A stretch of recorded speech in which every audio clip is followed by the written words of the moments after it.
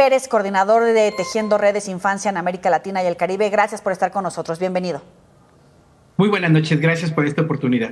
Vemos a niños con armas enfrentando a criminales. ¿Y dónde está el Estado? Efectivamente, lo que tenemos que recordar primero es que todos los niños y niñas tienen derecho a una vida libre de violencia. El sentido común, pero además la evidencia científica nos muestra que toda forma de violencia tiene implicaciones en el desarrollo personal y también tiene implicaciones en su desarrollo neuronal. Particularmente en la zona de Guerrero, este no es un tema nuevo, recordarás, tú hacías ahora un poco esta mención, pero solo para hacer un corte en el tiempo, desde 2020 tuvimos los primeros acontecimientos, 2019 tuvimos los primeros acontecimientos de niños y niñas en orfandad y de las viudas de un grupo de músicos que fueron asesinados por grupos criminales y que la comunidad comenzó a hacer estas acciones de performance o de demostraciones públicas para llamar la atención de la autoridad.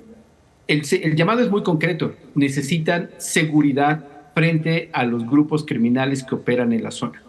Esto ha sido ya constante, después se repitió en 2021, se ha vuelto a repetir en otros momentos, hay bastante documentación que los medios de comunicación como ustedes han estado dando, pero también hay una constante, y es que las autoridades no cumplen con los compromisos que adquieren con esta comunidad indígena.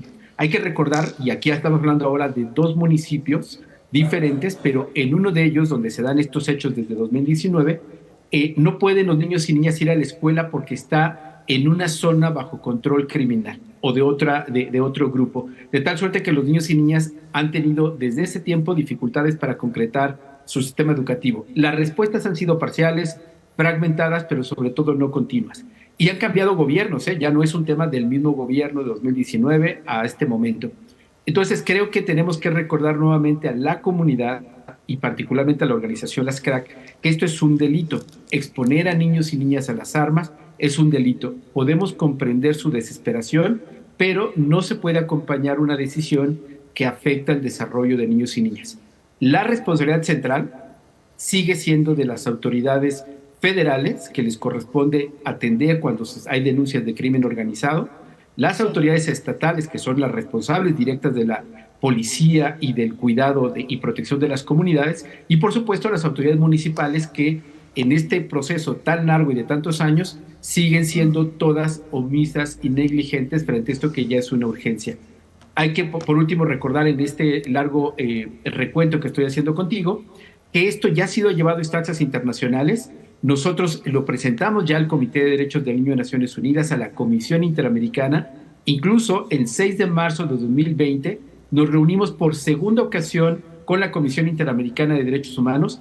El Estado mexicano, en aquel tiempo el subsecretario de Derechos Humanos Alejandro Encinas encabezó la delegación y las organizaciones para hablar específicamente de este caso de los niños indígenas armados en Guerrero. Hay compromisos y ninguno de ellos se ha cumplido. Ahora, quisiera irme a la parte más sensible para tratar de que todos entendamos la dimensión de lo que estamos hablando. Son menores de edad, 17 años, este grupo en particular entre 12 y 17 años. ¿Cuál es el nivel de afectación en términos psicológicos cuando le pones a un niño de esa edad un arma, cuando le estás explicando que va a enfrentar criminales para defender a su pueblo, en lo que otros van a buscar a gente privada de su libertad, cuando quedan al margen de que nadie los puede defender, ni siquiera el gobierno, ni siquiera su familia, sino que ellos tienen que defender a su familia? Sin duda, a ver, tenemos como, si lo pensamos como en varios apartados. El primero y inmediato es que estos niños y niñas llevan años, literalmente, creciendo con miedo, con incertidumbre y claramente con vivencias de violencia criminal cruda. El asesinato de sus familiares, en algunas ocasiones sus padres, pero además no solamente el hecho que les quiten la vida, sino la crueldad con la que esto ha sucedido incluso con sus cuerpos calcinados. La desaparición de personas, ahora en este caso una familia completa. Entonces todo esto tiene una afectación emocional, pero también en términos de la construcción de su cerebro, de su mundo interior, que va encontrando que la violencia es la única manera para sobrevivir, para defenderse y para resolver conflictos. Segundo, obviamente esto profundiza la desconfianza a las autoridades, porque si llevan años, y obviamente tenemos aquí adolescentes de 17 y al menos llevan 4 años con esta historia, empezaron a los 12, 13 años a vivir estos hechos, ya son mucho tiempo donde las autoridades no cumplen y esto genera desconfianza y obviamente cualquier cosa que ahora les digan va a tener poca credibilidad porque no han cumplido hasta el momento. Pero tercero, y esto es lo más importante, realmente se ponen en riesgo si estos niños y niñas no solamente aprenden a usar un arma, sino a dispararla y a confrontarse, porque estamos hablando de grupos criminales que en muchas ocasiones son grupos en realidad paramilitares entrenados con armas de alto poder y claramente los niños y niñas, su constitución física, su preparación mental no es propia para poder estar en ningún tipo de confrontación armada. Entonces, literalmente sería sacrificarles. Por ello es que es tan urgente regresar nuevamente a la responsabilidad de las autoridades.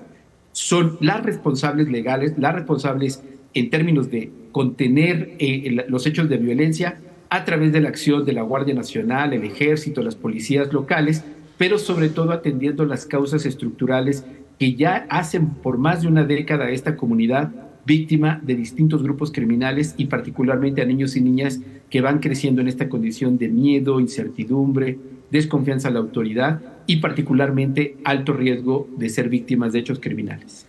Pues es que básicamente es, no sé, a los 12 años se antoja complicado que salga vivo si se confronta a un criminal, a un narcotraficante, a alguien que tal vez lleva y que tiene muchísima más experiencia. Los están sentenciando a la muerte. Sí, por eso es tan importante aquí, y me permito hacer una precisión importante. Desde que surgieron estos acontecimientos en 2019 directamente con niños, niñas y las viudas de estos músicos asesinados, todo esto ha sido un gran performance, una demostración para llamar la atención de la prensa internacional. Todo esto se ha hecho convocando a prensa, haciendo un poco estas demostraciones. Lo que sabemos, tenemos evidencia y confirmado por las comunidades es que en la vida cotidiana los niños y niñas no están armados, no están patrullando y por supuesto que la comunidad y sus propias familias no son irresponsables y no los están exponiendo a ello. Lo que sí notamos es un incremento de la desesperación.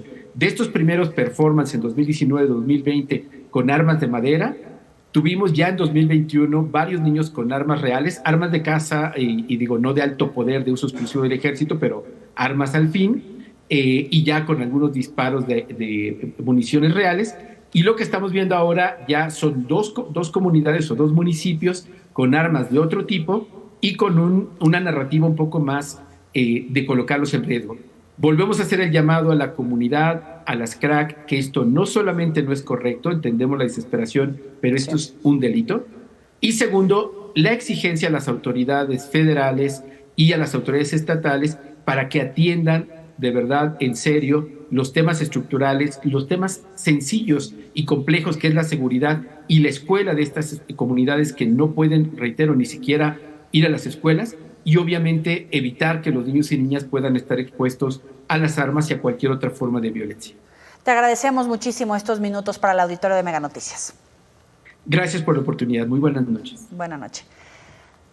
Y mientras todo esto sucede, la titular de la Comisión Nacional